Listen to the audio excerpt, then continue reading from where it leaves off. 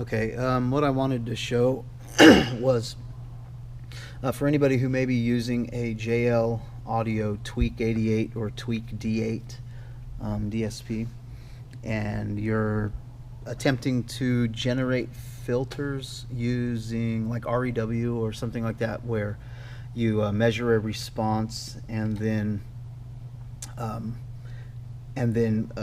have the program generate filters to match some predefined target.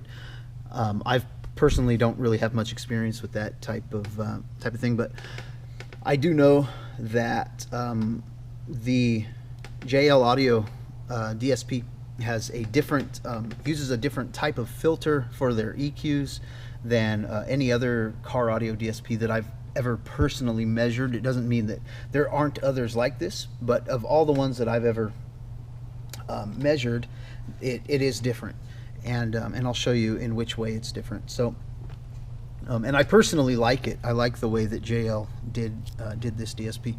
But anyway, so basically, if we take a look at our DSP user interface here, we'll grab a filter. Let's just say 1,000 hertz. All right, and let's just set it to a Q of 4, just some arbitrary Q value, doesn't matter, and we'll set it to maximum boost, so 6 dB.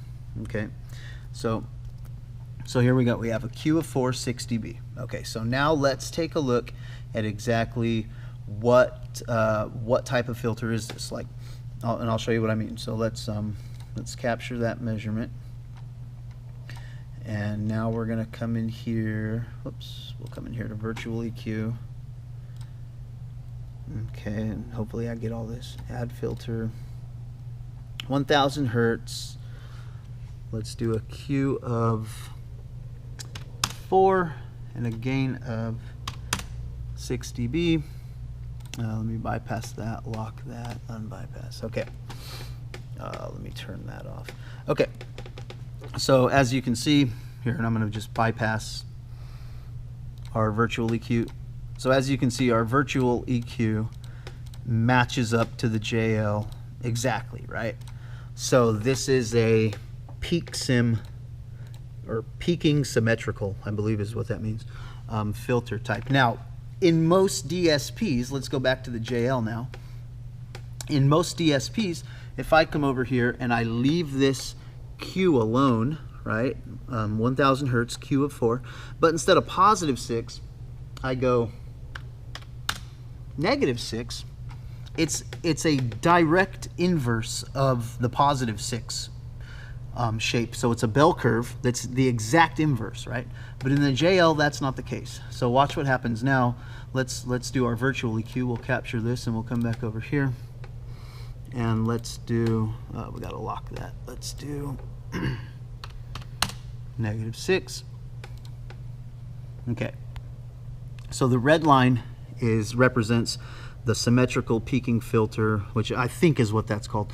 Of most, every DSP I've ever tested is this way, where the Q of a boost is identical to the Q of a cut.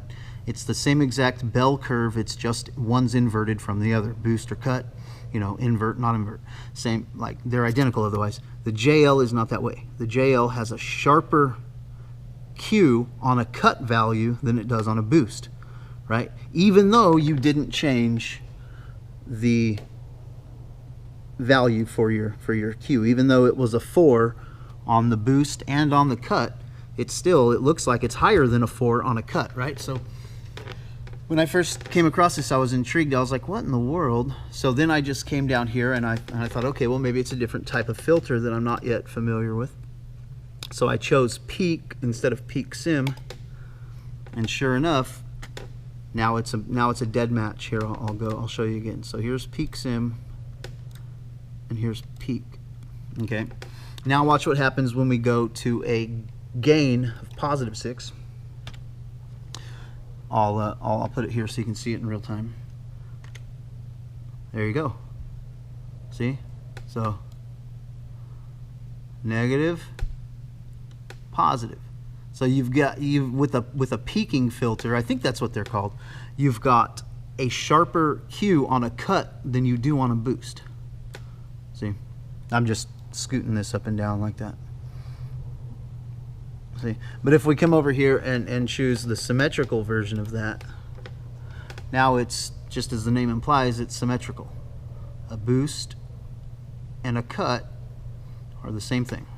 Okay, so just know that the JL has a sharper cut than it does boost. So if you put in a Q of 4 on your DSP here, but the software that you're using to model, you know, or to generate your filters is generating these type of filters, the peak sim type or whatever that's called, peaking symmetrical, you're going to end up with results that might be different than you would have expected, and you might wonder why is that? You know, that's might have something to do with it. So yeah, anyway, I just wanted to share that with folks in case they weren't aware. That's how that I didn't know that's how that DSP worked until I just hooked it up and measured it one day. Okay, thanks.